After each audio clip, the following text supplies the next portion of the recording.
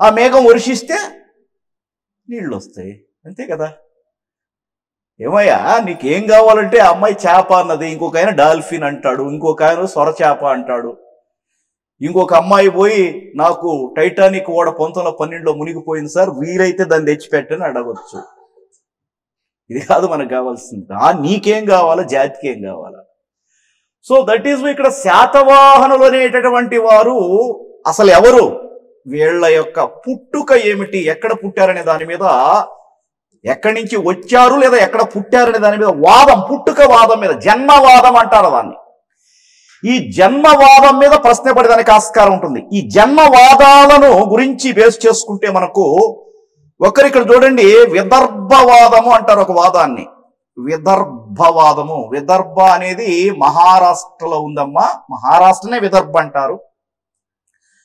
వివి మిరాసి అనే వ్యక్తి ప్రకారము, వివి మిరాసి, వివి మిరాసి అనే వ్యక్తి ప్రకారము శాతవాహనులది విదర్భ అంటే మహారాష్ట్ర. అలాగే ప్రతిష్టానపుర సిద్ధాంతం, ప్రతిష్టానపుర సిద్ధాంతం, ప్రతిష్టానపురం సిద్ధాంతం లేదా ప్రతిష్టానపుర సిద్ధాంతం అనేటటువంటి సిద్ధాంతాన్ని చెప్పినటువంటి వ్యక్తి పిటి శ్రీనివాస అయ్యంగార్. పిటి శ్రీనివాస అయ్యంగార్, పిటి శ్రీనివాస అయ్యంగార్. బాగా గమనించండి, ఇక్కడ ఇది ఎట్ట గుర్తుపెట్టుకోవాలో చెప్తున్నాను నేను.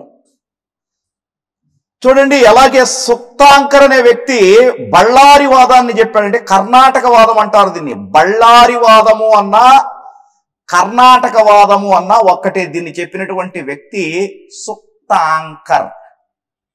సుక్తాంకర్. ఇక్కడ చూడండి అమ్మా, గుర్తు పెట్టుకునేది చెప్తున్నా. ఇప్పుడు నేను ఇన్ఫర్మేషన్ చెప్పా మీకు, ఇప్పుడు గుర్తు పెట్టుకునేది చెప్తున్నా. ఒకసారి బోర్డు వైపు చూడండి, రాయకుండా. విదర్భవాదము పేరులో ఏముందో తులక్షణం వి, ఇక్కడేముందా అయిపోవాలి రేపు. విదర్భవాదం చెప్పింది వివి మిరాసి, ఈజీ గుర్తు పెట్టుకోవడానికి. ప్రతిష్టానపుర సిద్ధాంతం ఇంగ్లీష్లోకి తీసుకోపోతే ఏమొస్తుంది, ఇది పి వస్తుంది, పిటి శ్రీనివాస అయ్యంగార్. గుర్తు పెట్టుకునేది వచ్చేసిందా? ఇప్పుడు మీరు రేపు మీకు ఒక 50 మార్కులు టెస్ట్ పెడితే ఇది ఎట్లా రికగ్నైజ్ చేయాలో కూడా ఇక్కడ నేను మీకు వివరిస్తూ ఉన్నాను. కాబట్టి అట్లా మనం కొంత బేస్ చేసుకుందాం. అలాగే బళ్ళారి వాదము, ఈ బళ్ళారి వాదముకి మరొక పేరు కర్ణాటక వాదం. కర్ణాటక వాదంలో కా ఉందా, సుక్తాంకర్లో కా ఉందా? అయితే ఈ బళ్ళారి ఎక్కడుంది అంటే కర్ణాటకలో ఉంది కాబట్టి దీన్ని కర్ణాటక వాదం అన్నారు. దీనికి బేస్ ఏమిటి అంటే శాతవాహన వంశ చిట్ట చివరి లేదా 30వ పాలకుడైనటువంటి 3వ పులోమావి శాసనాలు బళ్ళారికి దగ్గరగా మేకధోని అనే ప్రాంతంలో దొరికాయి లేదా దొరికింది. ఈ మేకధోని ప్రాంతంలో దొరికిన మేకధోని శాసనములో గుల్మిక అనే పదం ఉన్నది. గ్రామాధికారి అని దాని అర్థం వస్తుంది మనకు. ఇది వారి పతనాన్ని వివరిస్తుంది. ఎవరి పతనాన్ని? శాతవాహనుల పతనాన్ని వివరిస్తుంది. ఈ పతనాన్ని బేస్ చేసుకుని ఆయన ఈ వాదాన్ని చెప్పడం జరిగింది. ఇక్కడ 3 పర్సన్స్ వచ్చారు మనకు, వీళ్ళు ఆంధ్ర శాతవాహనులు లేదా శాతవాహనుల పుట్టుకకు సంబంధించి. ఒకటి విదర్భ వాదము లేదా మహారాష్ట్ర వాదము, వి మిరాసి. ప్రతిష్టానపురము అంటే ఎక్కడ జన్మించారు, ప్రతిష్టానపురం కూడా మహారాష్ట్రలోనే ఉంది, కానీ ప్లేస్ చెప్పాడు ఆయన. ప్రతిష్టానపురానికి పైఠాన్ అనే పేరు ఉంది. పైఠాన్ ఇక్కడ చూడమ్మా, ప్రతిష్టానపురానికి మరొక పేరు పైఠాన్. ప్రతిష్టానపురము పిటి శ్రీనివాస అయ్యంగార్. బళ్ళారి ఉండేది కర్ణాటకలో కాబట్టి కర్ణాటక వాదం కా కా కా సుక్తాంకర్ కా. క్లియర్ అయిపోవాలి. ముగ్గురు దగ్గరే ప్రధానంగా బిట్టుపడుతుంది. వీళ్ళ వాదాల మీద చాలా వాదాలు ఉంటాయి. పుల్లయ్య చెప్పొచ్చు, ఎంకాయ చెప్పొచ్చు, ఎల్లయ్య చెప్పొచ్చు. Plus authentic, they research, they digging. ఈ archaeological sources, inscriptions, literary sources collected by them and analyzed. Origin point or birth point of birth place of so and so personality, so and so these are all prediction also. ఇది ఒక విధంగా ఊహ కూడా కావచ్చు. ఊహలో గొప్ప ఊహ. ఊహ అంటే ఏంది? రాత్రి పరిణామం కల వచ్చింది, ఆయనకు ఉదయగిరిలోకి పోతూ ఉంటే 6 బంగారు పెట్టెలు దొరికినాయని. ఆయన తెల్లారి బైక్లో వస్తున్నాడు, 6 బంగారు పెట్టెలు ఉన్నాయి అక్కడ. ఇది నిజం అవుతుంది. కల్లో వచ్చింది జరిగితే నిజం అవుతుంది. సినిమా కాదు కదా, సినిమాలో కల్లో వచ్చినాయని నిజం అవుతా ఉంటాయి. లేదా వాడి మనసులో ఉండేది టీవీలో వస్తూ ఉండేది బయట జరుగుతూ ఉంటుంది ఒక సినిమాలో. ఏదేదో మరి సినిమా కరెక్ట్ సినిమా కాదు ఇది.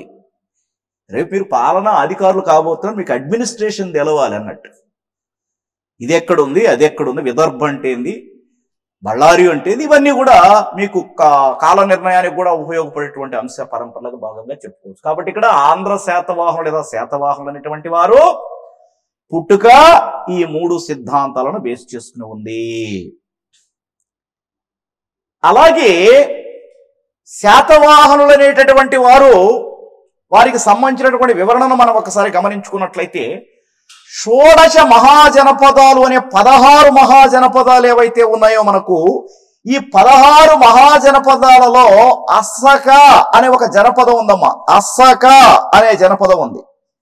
ఈ అస్సక అనే జనపదం ఏదైతే ఉన్నదో, ఈ అస్సక జనపదం, ఈ అస్సక అనేటటువంటి జనపదము అస్మక అని కూడా పిలువబడింది. అస్మక. అస్మక అనే జనపదమే నేటి తెలంగాణలోని నిజామాబాద్. ఏదమ్మా? నేటి తెలంగాణలోని నిజామాబాద్.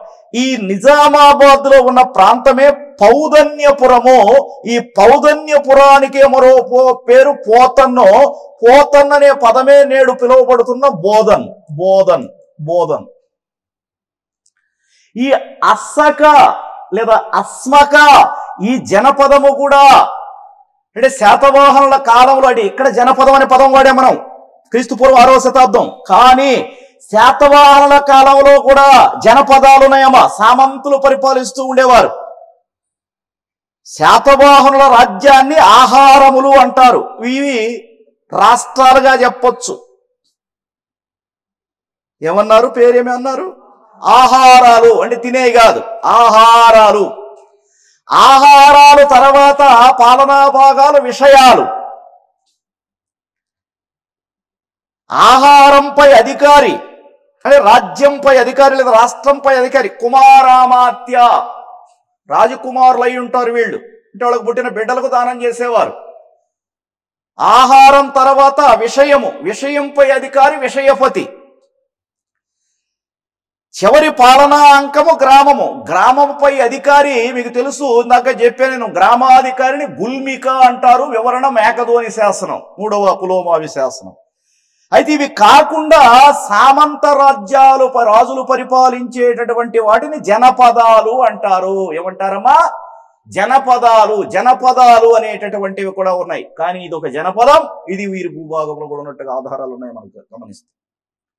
అందుకే కొంతమంది మేధావుల యొక్క వివరణలో మీకు చెప్పడం జరుగుతున్నది అన్నట్టు. సో మరి ఈ శాతవాహనులు అనేటటువంటి వారు, శాతవాహనులు అనేటటువంటి వారు ఎంతమంది అని చెప్పుకున్నామమ్మా? 30 మంది అకార్డింగ్ టు మత్స్య పురాణ. మౌర్య సామ్రాజ్యం బృహద్రథుడనే వ్యక్తి యొక్క పాలనా కాలంలో అంతరించిన తరువాత వారి భృత్యులు అంటే సేవకులు అయిన మన ఆంధ్ర ప్రాంతాన్ని పరిపాలిస్తున్నటువంటి శాతవాహనులు స్వతంత్రించి శ్రీముఖుడు అనే వ్యక్తి యొక్క పాలనా కాలంలో, లేదా శ్రీముఖుడు మొట్టమొదటిసారిగా స్వతంత్ర పాలన ప్రారంభించాడు. కానీ స్వతంత్ర పాలకుడు కాదు. బాగా గమనించండి, ఇక్కడ శ్రీముఖుడు, చిముకుడు. ఒక యాంకర్ పేరు కూడా ఉంది శ్రీముఖి అని, చూసారా మీరు కదా? అది మనకు ఇప్పుడు అవసరం లేదు, ఆ పదం వచ్చింది కాబట్టి వాడుతున్నాను నేను. అలాగే కృష్ణ, కృష్ణ. అలాగే శాతకర్ణి 1, మొదటి శాతకర్ణి. మొదటి శాతకర్ణి. ఇక్కడ చూడండి అమ్మా, ఒక్కసారి బోర్డు వైపు. శ్రీముఖుడు, అక్కడెక్కడ శాతకర్ణి అనే పదం లేదు ఆయన పక్కన. కృష్ణ, ఆయన పక్కన ఎక్కడ శాతకర్ణి అనే వంశనామం లేదు అక్కడ. కానీ ఇక్కడి నుంచే మొదటి శాతకర్ణి అన్నాం, అంటే ఈయన తొలి స్వతంత్ర పాలకుడు. ప్రశ్న ఎట్టొస్తుంది? శాతవాహన వంశ తొలి పాలకుడు ఎవరు అంటే ఈయన వస్తున్నాడు. శాతవాహన వంశ తొలి స్వతంత్ర పాలకుడు ఎవరంటే ఈయన రావాల. ఎవరాయన? శాతకర్ణి 1. అయితే ఇక్కడికి రండి. శాతకర్ణి 1 బాగుంది. శాతకర్ణి 2 అంటే రెండవ శాతకర్ణి, ప్రధానమైన వాళ్ళని గమనిస్తూ ఉన్నాం మనం ఇక్కడ. అదేవిధంగా ఈ వ్యక్తులలో కుంతల శాతకర్ణి, కుంతల శాతకర్ణి, హాలుడు, గౌతమి పుత్ర శాతకర్ణి 23వ వాడు, హాలుడు 17వ వాడు. ప్రధానంగా ఇట్లా ఎన్నోవ సంఖ్య కలిగిన వాళ్ళు అని కొంతమంది మాత్రం అడుగుతాడు. మరి అదేవిధంగా యజ్ఞశ్రీ శాతకర్ణి, అదేవిధంగా విజయశ్రీ శాతకర్ణి,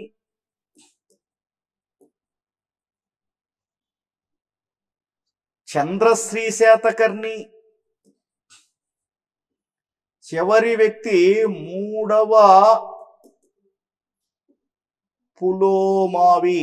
ఈయన 30వ వాడు అన్నట్టు, ఈయన 30వ వాడు.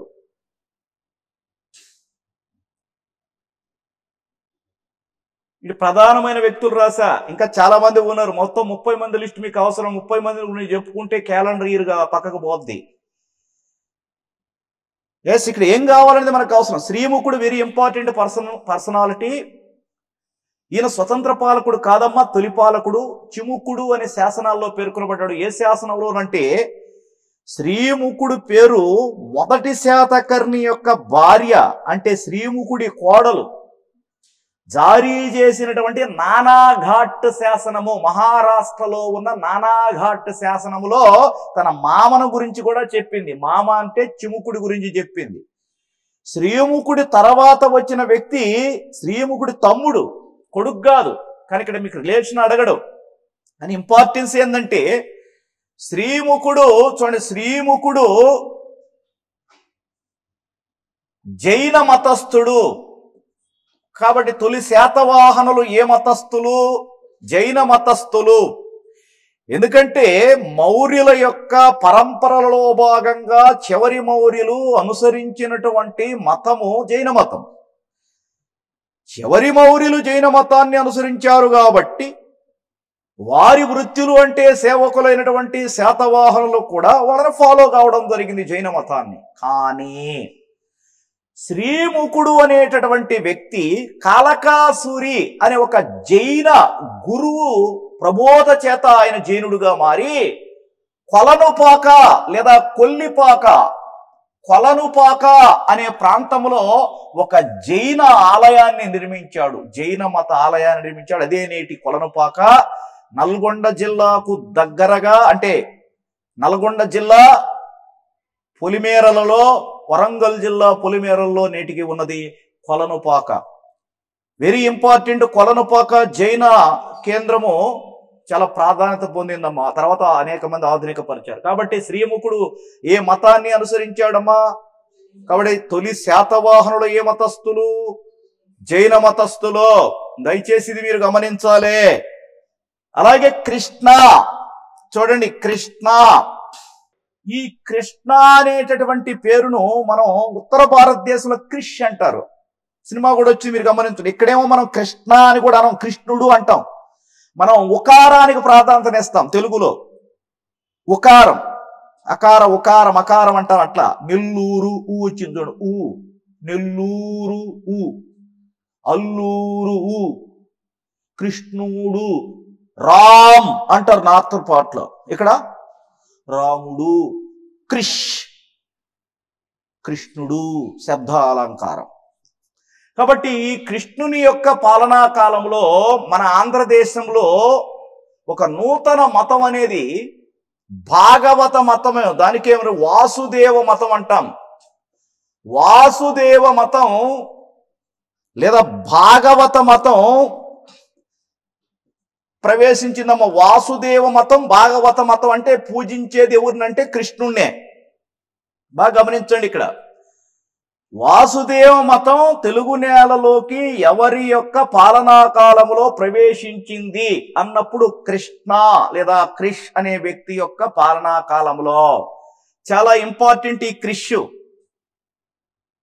బాగా గమనించండి, ఈయన జైన మతస్థుల కోసమో కార్లే, కన్హేరి లాంటి ప్రాంతాలలో గుహలను తొలిపించిచ్చాడు. అంటే దాని అర్థం ఈయన కూడా జైన మత వ్యక్తులకు అనేక వితరణలు గావించాడు. కానీ ఈయన మతం, ఉత్తర భారతదేశ మతం ఈయన కాలంలో దక్షిణాదిలోకి ప్రవేశించింది. దక్షిణాదిలో కన్నా దక్కన్ పదం అంటాం, దక్కన్ పదాలోనికి ప్రవేశించింది. ఎవరి కాలంలో? ఇది ఈజీగా గుర్తుపెట్టుకోవచ్చు. ఆయన పేరే కృష్ణ. కృష్ణుని ఆరాధన అనే వాసుదేవ లేదా భాగవత మత ఆరాధన ఎవరి కాలంలో ప్రారంభమైంది? ఈజీగా గుర్తుపెట్టుకోవచ్చు ఇది మనము. వాసుదేవుడు అంటే ఎవరు?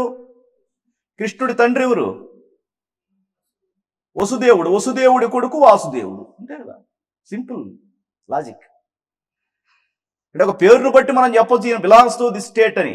పట్నాయక్ ఉంటే ఒరిస్సా, పట్నాయక్ రాయ్ అనేది ఉంటే బెంగాల్, రాయ్, చటర్జీ, ముఖర్జీ, బెనర్జీ, నేతాజీ, ఇట్లా సంథింగ్. సుబ్బయ్య, రామయ్య, ఎల్లయ్య ఆంధ్రదేశ్ ఈజీగా చెప్తున్నాడు. పిళ్ళై ఈజీగా చెప్పచ్చు. నాయర్ కేరళ, అయ్యంగార్ కేరళ కాదు కర్ణాటక, అయ్యంగార్. అయ్యంగారు బేకరీలు ఉంటాయి గమనించండి, కర్ణాటకలో పెట్టినాయన్ని. ఎక్కువగా అయ్యంగార్స్ అంటే కర్ణాటక ప్రాంతానికి వాళ్ళు. Easily we recognise that particular name or surname, whatever it. కాబట్టి కృష్ణ ఈ ప్రత్యేకత. అలాగే మొదటి శాతకర్ణి, ఈయన తొలి స్వతంత్ర పాలకుడు. ఈయన మల్లకర్ణి అని కూడా పిలిచేవారమ్మా. నానాఘాట్ శాసనంలో ఈయన బిరుదుల్లో ప్రధానంగా శూరా అని ఉంది, అప్రతిహత చక్ర, దక్షిణ పదపతి. దక్షిణ పదము, దక్షిణ పదము అంటే దక్షిణ దిక్కు అని అర్థం. దక్షిణ దిక్కు, దక్షిణ పదానికి పతి, పతి అంటే నాయకుడు, లీడర్. దక్షిణ పదపతి. సూర్యుడు అంటాం మనం, అంతే కదా. సూర్యుడు అంటే ఎవరా? సూర్యుడు కాదు. సూర్యుడు అంటే ఎవరు? ఏదైనా గొప్ప పని చేసిన వ్యక్తిని ఏమంటారు? సూర్యుడు అంటారు. తర్వాత అప్రతిహత చక్ర, తనకు ఎదురొచ్చిన వాళ్ళను నిలువరించేటటువంటి వ్యక్తి లేదా అంతం చేసేటటువంటి వ్యక్తి. దీన్ని అప్రతిహత చక్ర అని అంటాం. కాబట్టి ఈ టైటిల్స్ ఎవరికి ఉన్నటువంటి విషయాన్ని గమనించాలమ్మా మనము. శాతకర్ణి లేదా మొదటి శాతకర్ణి. ఈ మొదటి శాతకర్ణి అనేటటువంటి వ్యక్తి యొక్క భార్య నాగానిక. ఈ నాగానిక ఒక స్త్రీ అయి ఉండి కూడా ఒక శాసనాన్ని జారీ చేసింది. నాగానిక జారీ చేసిన శాసనమే నానాఘాట్ శాసనం. ఇది మహారాష్ట్ర ప్రాంతంలో ఉందమ్మా నానాఘాట్ శాసనం. ఈ నానాఘాట్ శాసనంలో ఈమె తమ బంధువుల్ని గురించి కూడా చెప్పుకుంది, తన మామ శ్రీముఖుడి గురించి చెప్పుకున్నది. అంతేకాదు నాగానిక మహారథి అనే మహారాష్ట్ర వంశీయుల రాకుమార్తె. మహారథి త్రాణకైరో కుమార్తె ఈమె. మహారథి త్రాణకైరో చూడండి, మహారథి అనే వంశానికి చెందినటువంటి త్రాణకైరో అనేటటువంటి మహారథి త్రాణకైరో అనే వ్యక్తి యొక్క కుమార్తె ఎవరు అంటే నాగానిక. అంటే మహారాష్ట్ర వాసులు వీళ్ళు అని చెప్పడానికి ఇంకొక నిలువెత్తు నిదర్శనం ఒక విధంగా అక్కడ ఆధారం మనకు లభ్యమవుతున్నది అన్నట్టు. So according to majority of historians ఈయన తొలి స్వతంత్ర పాలకుడే కాకుండా ఈయన విదర్భ, దాని పరిసర ప్రాంతాలు, మాళ్వా, ఆ పక్కనే ఉన్న ఉజ్జయిని మొదలగు ప్రాంతాలను ఈయన ఏం చేశాడు? విస్తరించాడు. ఇప్పుడు తండ్రి రాజ్యాన్ని ఇచ్చాడా, చిన్న రాజ్యాన్ని. ఆ రాజ్యాన్ని ఏం చేస్తారు రాజులో? రాజ్యాన్ని రాజులు ఏం చేస్తారు? విస్తరించాలా. అయితే వీళ్ళు బ్రాహ్మణోత్తములు, క్షత్రియులు కాదు. శాతవాహనులు బ్రాహ్మణోత్తములు. బ్రాహ్మణోత్తములు అయినప్పటికీ కూడా వీళ్ళు యుద్ధ భూమిలో వీరోచితంగా పోరాటం సాగిస్తూ ఈయన ఉజ్జయిని ప్రాంతం, విదర్భ ప్రాంతం మొదలగు ప్రాంతాలను జయించి ఆ పై ఎగురికి కూడా పోయి సాంచి అనే ప్రాంతంలో అశోకుడు అక్కడ ఏర్పాటు చేసినటువంటి స్తూపం ఏదైతే ఉందో సాంచి స్తూపానికి దక్షిణ భాగాన ఒక అద్భుతమైనటువంటి ప్రవేశ ద్వారాన్ని ఏర్పాటు చేశాడు. దానికి అంటే సాంచి అనేది పెద్దదయ్య. భారతదేశంలో పెద్ద స్తూపం సాంచి, గొప్ప స్తూపం సారానాథ్. బౌద్ధ మతపరంగా దయచేసి మీరు గుర్తుపెట్టుకోవాలి. ఈ ఒక్క పోటీ పరీక్షకే కానీ ఎప్పుడైనా మీకు నాలెడ్జిని మీరు క్రెడిట్ చేసి పెట్టుకుంటే ఏ పోటీ పరీక్షలోనైనా మీరే విజేతలు. ఈ రోజు నేను పరీక్ష రాసా, రేపు ఉదయాన్నే దాని రిజల్ట్ రావాలా, ఎల్లుండే నేను గ్రీన్ పెన్ పెట్టుకోవాలా అంటే కుదరదు అన్నట్టు కొంత శ్రమ చేయాలి మీరు, తప్పదన్నట్టు. తెలుసుకుంటూ ఉన్నారు సబ్జెక్ట్. 75 మార్కులు తెలుసుకున్నారంటే మంచి నాలెడ్జ్ మీకు గెయిన్ అయినట్టు. తర్వాత ఎగ్జామ్ 3 గంటలే ఎప్పుడైనా ఉండేది. కాబట్టి ఇలా శాతకర్ణి లేదా మొదటి శాతకర్ణి అనేటటువంటి వ్యక్తి కొన్ని సిద్ధాంతాల ప్రకారమైన కళింగ ప్రాంతంపై కూడా దండయాత్ర చేసినట్లుగా చెబుతున్నారు. కళింగ ప్రాంతానికి సంబంధించినటువంటి కారవేలుడు, కళింగ కారవేలుడు అని పిలువబడినటువంటి మూషికాధిపతి అని పిలువబడినటువంటి ఆయన పైన ఈయన దాడి చేశాడట. కొంత భూభాగాన్ని విస్తరించుకున్నాడు. ఈ విషయాన్ని చుళ్ళ కళింగ జాతక తెలియజేస్తున్నది. కళింగ గురించి తెలియజేసే చుళ్ళ కళింగ జాతక, అంతే, ఆ పేర్లోనే ఉన్నది గమనించండి. ఇలా రాజ్యాన్ని విస్తరించుకుని బౌద్ధ మతానికి సంబంధించినటువంటి అనేక ప్రాధాన్యతలతో వితరణలో గావించిన ఈ వ్యక్తి మొట్టమొదటిసారిగా వైదిక క్రతువులైనటువంటి రాజసూయ యాగము, వాజపేయ యాగము, అశ్వమేధ యాగం ఇలాంటి యాగాలు ఉన్నాయి. వీటిని జరిపించిన తొలి ఆంధ్ర ప్రాంత పాలకుడిన. యాగాలు చేశాడిన. యాగాలు ఎవరు చేస్తారు? బ్రాహ్మణోత్తములు చేస్తారు, లేదా రాజులు క్షత్రియులు చేస్తారు. వీళ్ళే బ్రాహ్మణులు కాబట్టి బ్రాహ్మణ మత సిద్ధాంత ఆచారాలను వ్యాప్తిలోకి తీసుకొస్తూ ఈ మహనీయుడు ఏం చేశాడు అంటే వ్యాప్తిలోకి తీసుకొచ్చాడు. అనేక మంది బ్రాహ్మణులకు ఆవులు దానం చేశాడు, గోవులు దానం చేశాడు, సువర్ణ నాణ్యాలు దానం చేశాడు, వెండి నాణ్యాలు, కర్షపణాలు దానం చేశాడు. అందుకే మీరు గమనించండి, ఒక దాన గ్రహీత ఒక గోవును స్వీకరించాడు అనుకోండి, దానం రాజిస్తాడు, గోవును స్వీకరించాడు. స్వీకరించిన తర్వాత ఆయన ఇంకొకరికి ఇచ్చేయడం కాదు, ఆ గోవును, ఆ గోవు ద్వారా 24 సంతతి వచ్చిందాకా ఆయన పెంచాలి దాన్ని.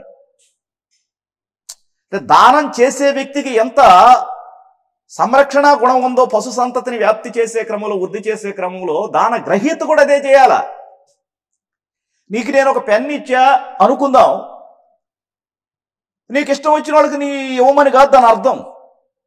దాంతో నువ్వు గొప్పగా రాసుకొని కొంచెం బాగుపడాలా. లేదా నువ్వు ఏదైనా గిఫ్ట్ ఇచ్చావు, ఆ గిఫ్ట్ అదే. ఇక్కడే మొట్టమొదటిసారిగా శాతవాహనుల కాలంలో, మొదటి శాతకర్ణి కాలంలోనే బ్రాహ్మణోత్తములకు భూములు దానం చేసే కార్యక్రమం ప్రారంభమైంది. మన భారతదేశంలో మొదటిసారిగా భూములు దానం చేసిన వాళ్ళు చాలా మంది ఉన్నారు. కానీ ఆంధ్రదేశంలో భూములు బ్రాహ్మణోత్తములకు దానం చేసిన వాడు ఎవరు అంటే ఈ మొదటి శాతకర్ణి. దానం చేయడం అంటే వాళ్ళు ఏం చేసి ఉంటారు? అప్పుడు సహకరించి ఉంటారు, భూములను దానం చేస్తారు. ఫర్ ఎగ్జాంపుల్, మన నెల్లూరులో ఒక యూనివర్సిటీ పెట్టుకోవాలి. కలెక్టర్ గారికి పుర ప్రజలు లేదా మేధావులు అందరూ అర్జీ పెట్టుకున్నారు. అప్పుడు ఆయన దేంట్లో నుంచి ఇస్తాడు? ప్రభుత్వ భూమిలో నుంచి కేటాయిస్తాడు, అంతే కదా.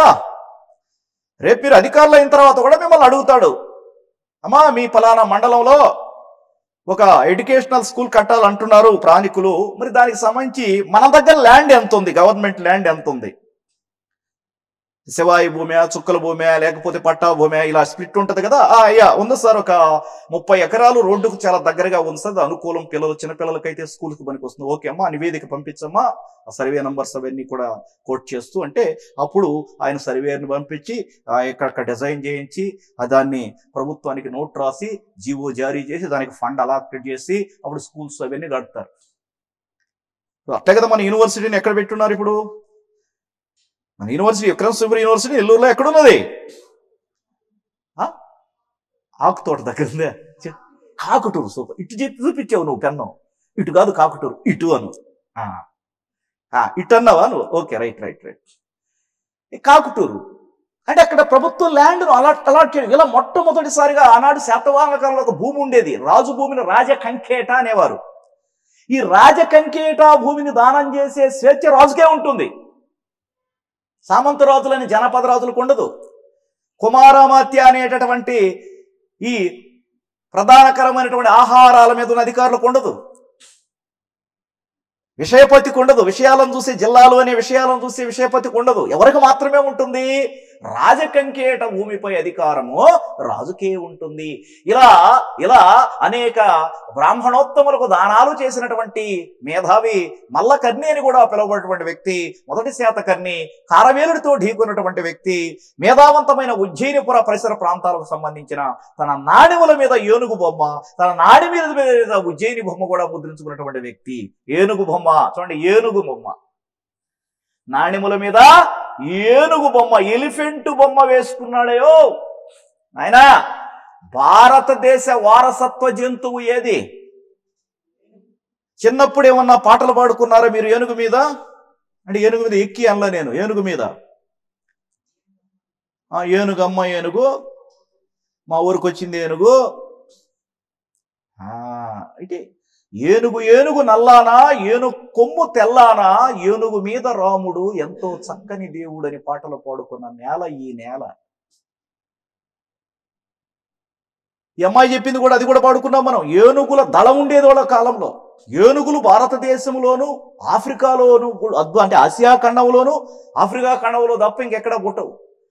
కాబట్టి ఏనుగు మన వారసత్వ జంతువు. కానీ అప్పుడప్పుడు పాపం పొలాల్లోకి వచ్చి ఈ చిత్తూరు జిల్లా పరిసర ప్రాంతాల పొలాలను దొక్కేస్తూ ఉంటాయని వింటున్నప్పుడు కొంచెం కించిత బాధ ఉంటుంది. అప్పుడు ఆ ఏనుగు మీద అనేక మంది ఏనుగు అంబారీ ఎక్కించడం అంటారు. For example Baahubali cinema highlight ఏంది, ఆయన ఇలా ఏనుగు మీదకి వచ్చి ఏనుగు మీద నుంచి ఒక అద్భుతమైన బాణాన్ని వేయడంతో అక్కడ చప్పట్లు నిప్పట్లు అన్ని దుప్పట్లు కప్పారు ఆయనకి. మీరు గమనించండి, ఏనుగు మన వారసత్వ జంతువు. ఏనుగు బొమ్మతో ముద్రాలను అంటే నాణ్యాలను ముద్రించి జారీ చేసినటువంటి వ్యక్తి ఎవరి కాలంలో అంటేది ఎవరి కాలంలో? మొదటి శాతకర్ణి కాలంలో ఏనుగు బొమ్మ. మీరు అదేందయ్యా, చాలా చలనచిత్రాలు కూడా ఏనుగుని ఎక్కించడం అంటే, ఊరేగించడం అంటే చాలా గొప్ప విషయం అని అర్థం.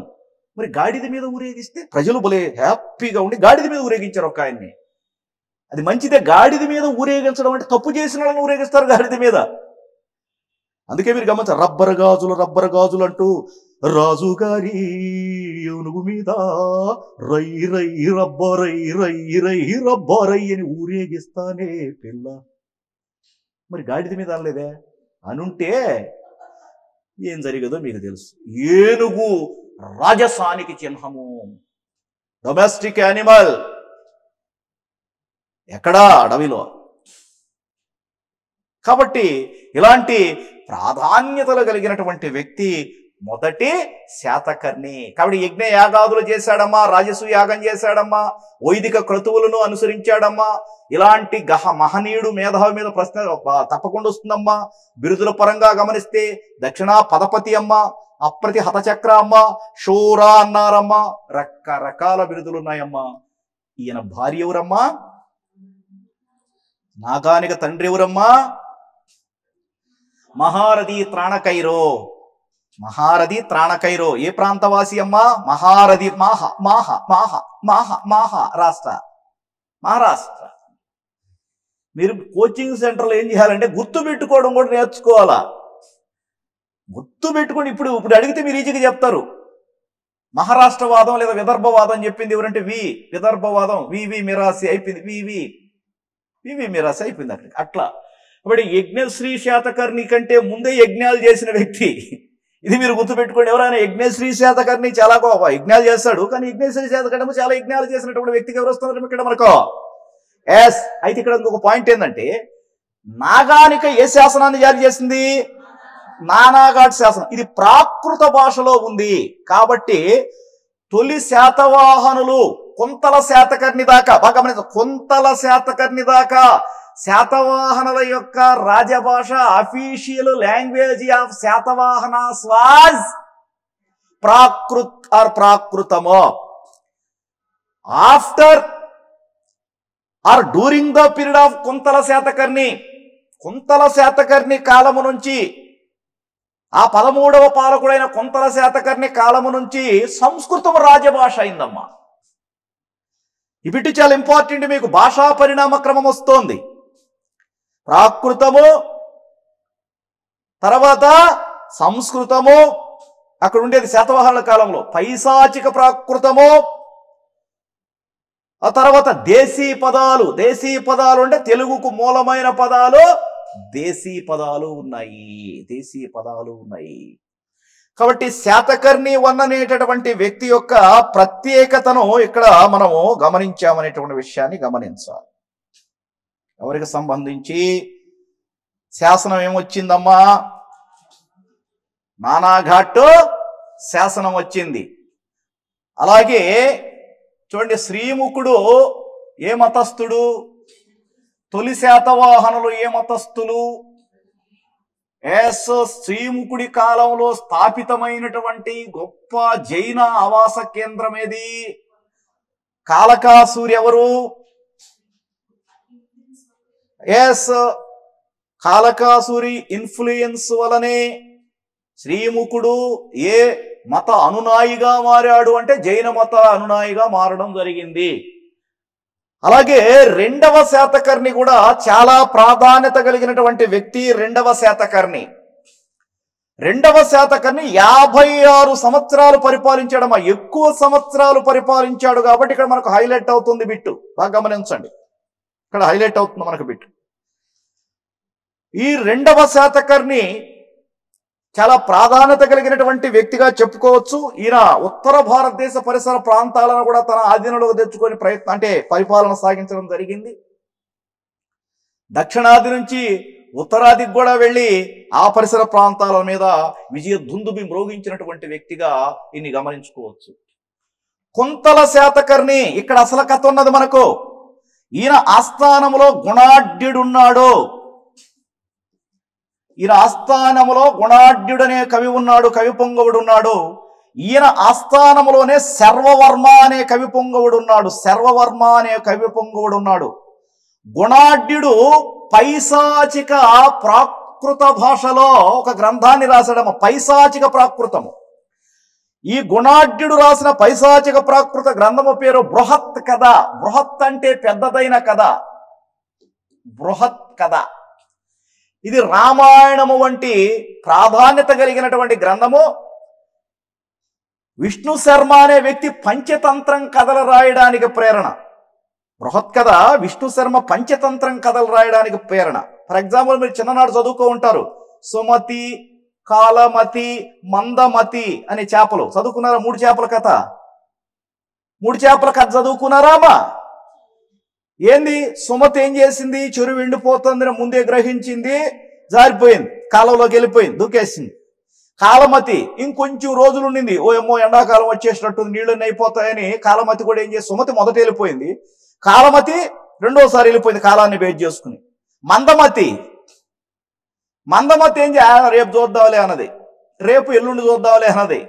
ఇట్లా నీళ్లు ఎగిరిపోయినాయి. అదేమైపోయింది? మందమతి వలలో పడింది, నీళ్ళల్లోంచి నేల మీద పడింది. ఇప్పుడు మీకు ఆ పాట గుర్తుకొచ్చేసింది. నీటిలో చేప వచ్చి నేల మీద పడితే గిలా గిలా కొట్టేసుకుంటుంది. ఆ తర్వాత పదాలు నాకు అవసరం లేదు అంటే ఏమవుతుంది? చేప ఇక్కడ నీతి ఏంది? సుమతిలాగా ఏం చేయాలా? తెలివిగా ఉండాలి. కాలమతిలాగా కూడా ఉండాలా? కాలాన్ని అనుసరించి తెలివిగా ఉండాలి. మందమతిలాగా ఉండకూడదు అని చెప్తోంది విష్ణు శర్మ పంచతంత్రం సంస్కృతంలో. దానికి ప్రేరణ పైశాచిక ప్రాకృతంలోనే గుణాఢ్యుడు రాసినటువంటి బృహత్ కథ. బృహత్ కథకు అనేక వెర్షన్స్ ఉన్నాయి. తర్వాత ఈయన రాసినవి కాదు. బృహత్ కథా మంజరి క్షేమేంద్రుడు రాశాడు. బృహత్ సంహిత వరాహమిహిరుడు రాశాడు గుప్తుల కాలంలో. బృహత్ సంహిత, బృహత్ అంటే ఎప్పుడైనా పెద్దదైనా అని గుర్తుపెట్టుకోండి దయచేసి. లంబ అని అర్థం, లంబసింగి అంటాం, లంబసింగి అది దాని అర్థం. కాబట్టి మిత్రులారా, గుణాఢ్యుడు పైశాచిక ప్రాకృతాన్ని అనుసరించాడు. శర్వవర్మ సంస్కృతంలో కాతంత్ర వ్యాకరణము అనే గ్రంథాన్ని రాశాడమ్మా. కాతంత్ర వ్యాకరణము కుంతల శాతకర్ణి కాలంలో కాతంత్ర వ్యాకరణం అంటే సంస్కృతాన్ని ఈజీగా ఎలా నేర్చుకోవాలా, ఏ భాషను నేర్చుకునే గ్రంథము మా కాతంత్ర వ్యాకరణము, సంస్కృతాన్ని సాంస్క్రిట్ ను ఈజీగా ఎలా నేర్చుకోవాలా అనేటటువంటి ఇద్దరు పోయిట్స్ కూడా during the court of Kuntala Satakarni. So ఈ కుంతల శాతకర్ణి యొక్క వర్ణన వాత్సాయుని కామసూత్రాల్లో కూడా ప్రత్యేకంగా చెప్పడం జరిగింది. కారణం ఏమిటంటే ఆయన భార్య మలయవతి కరిర్తి అనే భంగిమ ద్వారా ఆమె మరణించడం జరిగింది. కాబట్టి వాత్సాయన కామసూత్రంలో కూడా పేర్కొనబడినటువంటి వ్యక్తి Kuntala Satakarni. During the period of Kuntala Satakarni Sanskrit official language గా ప్రామాణిక దృక్పథంతో పరిశీలించబడిందనే విషయాన్ని గమనించాల. కాబట్టి అమ్మా ఈ ప్రధానకరమైన కుంతల శాతకర్ణి మీద ప్రశ్న అడిగినప్పుడు మనకు ఆయన భార్య మలయవతి మీద లేదా కవి పొంగవులైనటువంటి గుణాఢ్యుడి మీద, గుణాఢ్యుడి రచన బృహత్కథ మీద, బృహత్కథ భాష అయిన పైశాచిక ప్రాకృతం మీద, లేదా శర్వవర్మ రాసినటువంటి కాతంత్ర వ్యాకరణ మీద కేంద్రీకృతమై ఉంటుంది. అందుకే ఈయన యొక్క పాలనాకాలం ఏదైతే ఉందో, కుంతల శాతకర్ణి యొక్క పాలనాకాలం ఏదైతే ఉందో అది చాలా గొప్పది భాషా పరిణామ క్రమాన్ని దృష్టిలో పెట్టుకుని. ఇప్పుడు మీరు ఆర్టీసీ బస్ స్టాండ్ రైల్వే స్టేషన్కి పోండి, 30 రోజుల్లో హిందీ, 30 రోజుల్లో కన్నడ అనే పుస్తకాలు ఉంటాయి. అది కొని 30 సంవత్సరాలు తమిళ నేర్చుకోవాలని నేను ఒక బుక్ కొన్నా. అప్పుడు ఇంటర్మీడియట్ చదువుతానికి ముందు రోజుల్లోనే తమిళ ఎలా నేర్చుకోవాలి ఈజీగా పుటికి రాలా. ఎవరికైనా మీకేం తమిళ వచ్చుంటే నాకేం తెలియదు, కానీ పుస్తక పరిజ్ఞానం ద్వారా వస్తుంది అంటే అది మాత్రం కళ. నలుగురు మాట్లాడుకుంటూ మనం కూడా మాట్లాడుతూ ఉంటే 4 పదాలు అర్థమవుతాయేమో, కానీ పుస్తక పరిజ్ఞానం అనేటటువంటిది చాలా స్వల్పంగా మనకు నేర్పిస్తుంది. హిందీలో ఒక టెక్నిక్ ఉంది, తుమ్ అనేది వస్తే స్టార్టింగ్ హో వస్తుంది, లాస్ట్లో తుమ్ హో. మై వస్తే హుమ్ వస్తుంది లాస్ట్లో. ఈ 4 విషయాలు గుర్తుపెట్టుకుంటే మొత్తం అర్థమైపోయినట్టు నాకు. అదే ముక్కుతో పలికే, నాసికాగ్రముతో పలికే పదాలు అవి. తుమ్హారా నామ్ క్యా హై, హై ఇక్కడి నుంచి వస్తుంది. అందుకే ఎందుకు తమిళ వాళ్ళు ఎక్కువగా దక్షిణ భారతదేశంలో తమిళ వాళ్ళు ఎందుకు హిందీని వ్యతిరేకిస్తున్నారు? వాళ్ళు మాట్లాడలేక కాదు, ఇక్కడ మాట్లాడేది ఏంటంటే నాలుకతో పదాలను ఉచ్చరిస్తూ పైకి దాడుతాయి తమిళ పదాలు. చెన్నై పైకి దాడుతుందో చూడండి, అది ముక్కుతో పలకాలి. ఇప్పుడే చెప్పాను నేను, మై హోమ్ తుమ్ హోమ్, మేరా బాయార్ వెహనాం, ముక్కు నుంచి ధ్వని ప్రధానంగా. తేడా అదే. ఎందుకు వ్యతిరేకిస్తున్నారని చాలా మందికి అడిగితే ఎందుకో వ్యతిరేకించారంట అని అంటారు, కానీ దాని behind that what is the information are history? మన శరీర నిర్మాణంలోనే అంటే పలుకుతూ మనం కూడా నేర్చుకుంటూ వచ్చేస్తుంది. ఇంగ్లీష్ మందే అదే, ఎక్కడి నుంచో వచ్చింది. ఈవెన్ ఏమీ తెలియని ముసలవ్వ చిన్న చేపలు ఆదివారం అమ్ముకునే అవ్వ కూడా ఇంగ్లీష్లో మాట్లాడుతుంది. మా ఊరు బస్సు ఏం కారలేదు అన్నాడు. బస్సు ఏంది అదే, టికెట్ ఎంత అంటది కండక్టర్ని, టికెట్ ఏంది అదే, సోడా అయ్యి అంట, సోడా ఏంది అదే, పెప్సీ తాగాలనిపిస్తుంది అంటది, పెప్సీ ఏంది అదే. అంటే use to use English words automatically grammatical errors లేకుండా use to use English automatically ఎవరు champion in that like Shakespeare అంతటి వ్యక్తిగా 5000 పదాలే వచ్చు. I have been, has been, is, was, that, these, అవి కనీసం ఒక 20-25 నేర్చిపెట్టుకుంటే కరెక్ట్గా 25 కానీ నేర్చుకుని ఆడ పెట్టుకుంటే ఈజీ ఈ తర్వాత పదాలను నువ్వు రోజుకు ఒక పదాన్ని పుస్తకంలో రాసుకుంటూ పోతే ఆటోమేటిక్గా వస్తుంది. జోన్ అంటే ZON జోను. అసలు మీది ఏ జోన్? రేపు గ్రూప్ 1 రాశారు, గ్రూప్ 2, గ్రూప్ 3, మీది ఏ జోనా? ఓ జోనా? 3 కదా. జోన్ అంటే ఏంది అంటే ఇంగ్లీష్లో వడ్డాణం అని అర్థం. మణిమేకలై అంటాం, తమిళ భాషలో మణిమేకలై అంటే వడ్డాణం. నువ్వు అదే గోల్డ్ షాపు పోయి జోన్ ఇవ్వండి అన్నావు అనుకో, జోనా? దాని తెలుగు పదం వడ్డాణం అనేది ఒకటి ఉన్నది. పదాలు అంటే ఆ యూజింగ్ ఏరియాను బట్టి దాని పద దృక్పథం మారిపోతుంది. ఇంత అంతరార్థం మారిపోతుంది. మరి తెలుగునే మనం ఉచ్చరించలేని పరిస్థితి. అంటే ఉచ్చరించాలి, కానీ తెలుగుని ప్యూర్గా ఉచ్చరిస్తే ఆ ఎదుటి వ్యక్తి కూడా తెలిసి ఉండాలి కదా. పెన్ షాపుకు పోయి, అయ్యా రుద్రవర్ణ కలములు 4, న్యాయవర్ణ కలములు 3 ఇచ్చినట్లయితే నేను మీకు కృతజ్ఞుడును అన్నావు అనుకో, నువ్వు నిన్ను పైనుంచి కింద కూర్చో అప్పట్టు బాటం చూసి నకశిక పర్యంతం చూసి ఆయన ఏదో ఒక విధంగా స్టిమ్యులేట్ అవుతాడు, స్పందిస్తాడు నీ వైపు.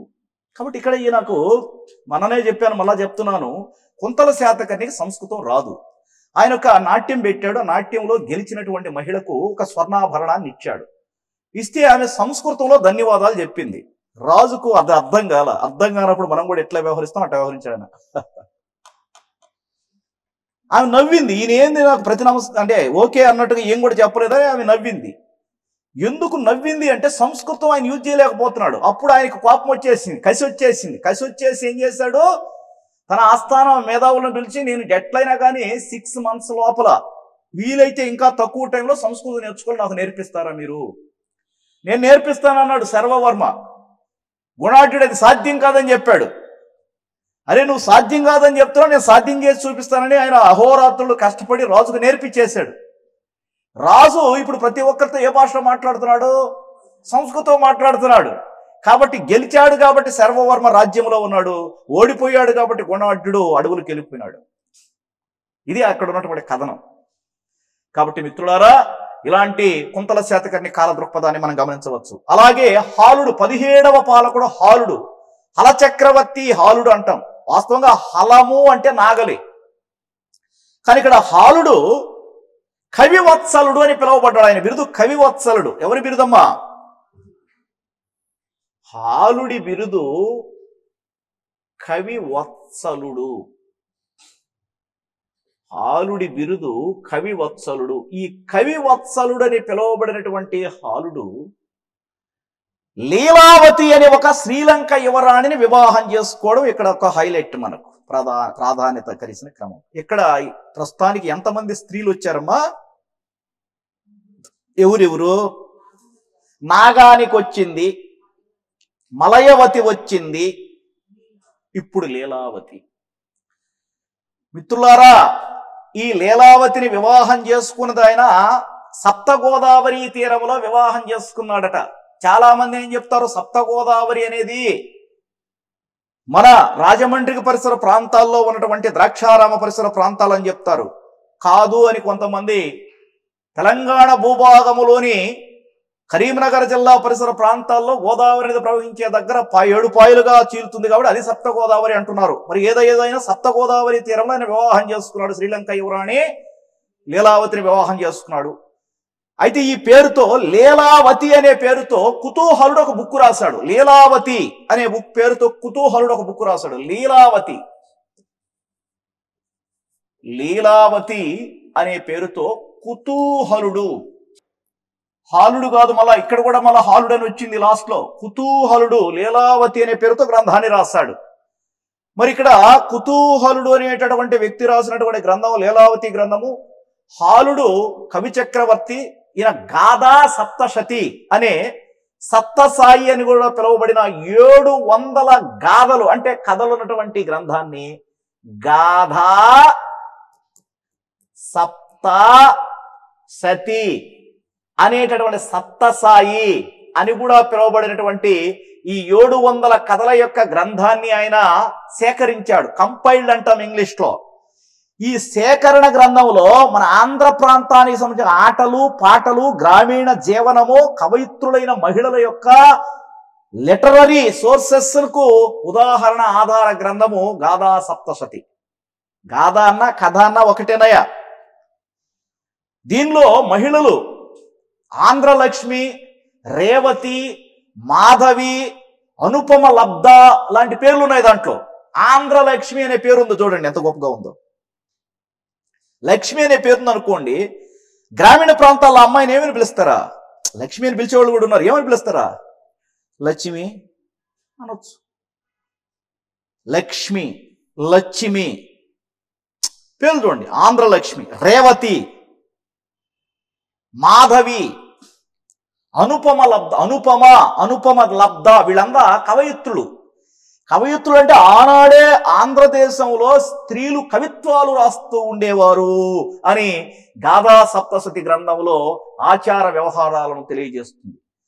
ఇది అంటే ఈ గ్రంథంలోనే గాథా సప్తశతిలో గౌరీ, శివుడు, గౌరీ అంటే శివుడు, గౌరీ అంటే పార్వతి, ఇంద్రుడు లాంటి దేవుళ్ళు, వినాయకుడు అంటే విఘ్నేశ్వరుడు లాంటి దేవుళ్లకు ఆలయాలు ఉన్నాయి లేదా వాళ్ళని అర్చిస్తూ ఉన్నారు అనేటటువంటి వివరణలు కలిగినటువంటి గ్రంథము తెలుగు నేలలో. అంటే హిందూ ధర్మం ప్రకారము దేవుళ్లను ఆరాధిస్తూ ఉండేవారు అనేటటువంటి అర్థము, ఇంద్రాది దేవతలను ఆరాధిస్తూ ఉండేవారని అర్థము. దేవతలకు అధిపతి ఎవరు? అధిపతి ఇంద్రుడు. గురువు ఎవరు దేవతలక? బృహస్పతి. చూడండి గణాంకాలు చూడండి మనకు. గౌరీ అంటే ఎవరు? పార్వతి, పర్వతరాజతనే పార్వతి. కాబట్టి ఇక్కడ శివారాధన ఉంది. శివుడితో పాటు ఆయన భార్యను కూడా పూజిస్తూ ఉన్నారు. అంటే దాని అర్థం ఏంటంటే ఇక్కడ చూడండి, ఒక వ్యక్తి పేరు తమ భార్య కూడా స్వీకరించేది ఈ కాలంలో. స్త్రీ women empowerment. For example, collector ఉన్నాడమ్మా, నువ్వు వాళ్ళ ఇంటికి పోయావు, ఆయన లేడు, వాళ్ళ భార్య వచ్చింది, ఆమెను ఏమంటారా? నీతో పాటు ఒక 10 మంది నలుగురు వచ్చారు ఏదో చిన్న పని మీద నీతో పాటుగా, ఆమెను ఏమంటారా? కలెక్టర్ గారి భార్య అంటారా, కలెక్టర్ అమ్మ అంటారా? కలెక్టర్ గారి భార్య అంటారంట. అమ్మతో పోల్చి చెప్పు ఏమా, కలెక్టర్ అమ్మ అంటాం. ఫ్యాక్ట్. డాక్టరు ఆయన మనం పోయాం, ఆయన లేడు, వాస్తవంగా ఆమె ఏమంటావు?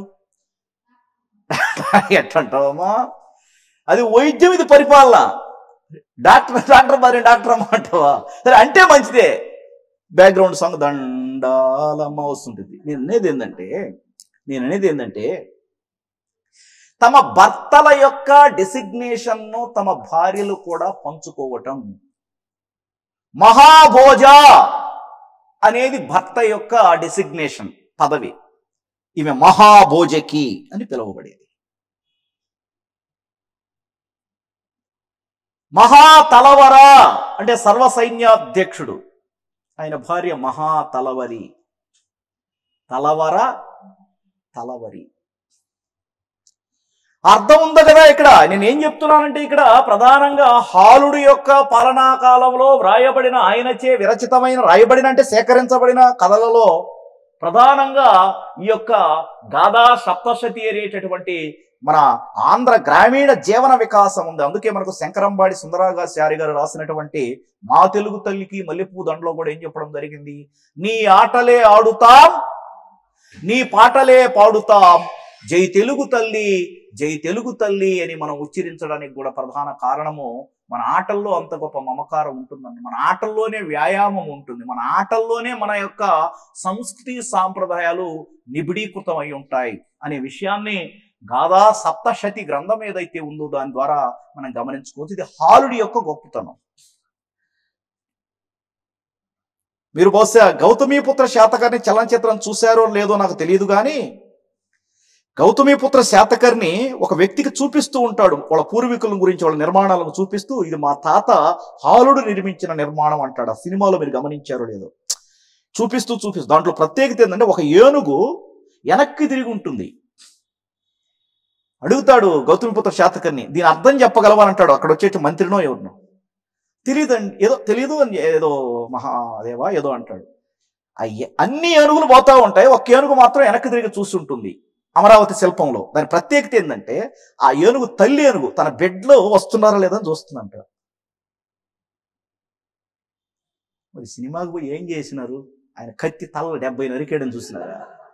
అంటే సంస్కృతి తీసుకోవాలి, దాంట్లో సాంప్రదాయం తీసుకోవాలి, దాంట్లో విలువ తీసుకోవాలి. ఆ చలనచిత్రంలో మీరు గమనించండి, మారువేషంలో ఆయన భార్య వాసిష్ఠి, మరి ఈయన ఒక షాపుకు పోతే ఒక కాయిన్ కింద పడిపోద్ది, ఈయనకి డబ్బు కింద పడిపోద్ది. అప్పుడు ఆ వెండర్, ఆ అవ్వ దాన్ని కళ్ళకు అద్దుకొని అప్పుడు మళ్ళీ వీళ్ళకే ఇస్తుంది. మారువేషంలో ఉన్న గౌతమీపుత్ర శాతకర్ణి అడుగుతాడు, ఎందుకమ్మా కళ్ళకు అద్దుకున్నావు అంటే, మా రాజు బొమ్మ ఉందా దాని మీద, మళ్ళీ మంచోడు మా రాజా అని కళ్ళకు అద్దుకున్నానంటది. మీకు అక్కడ మంచి చేసిన గుణంలో మంచి పాలకుడు ఉన్నప్పుడు ఆ ప్రజలు కూడా నైతిక ప్రవర్తనతో ఎలా ఉంటారు అనడానికి ఉదాహరణ ఆ పర్టికులర్ దృశ్యం. Our movies also exhibit our culture and heritage. మన వారసత్వ సంపద అనేటటువంటిది అంత గొప్పదమ్మా. కాబట్టి ఇలా హాలుడి యొక్క దృక్పథాన్ని మనం గమనించినటువంటి విషయాన్ని గమనించాలి.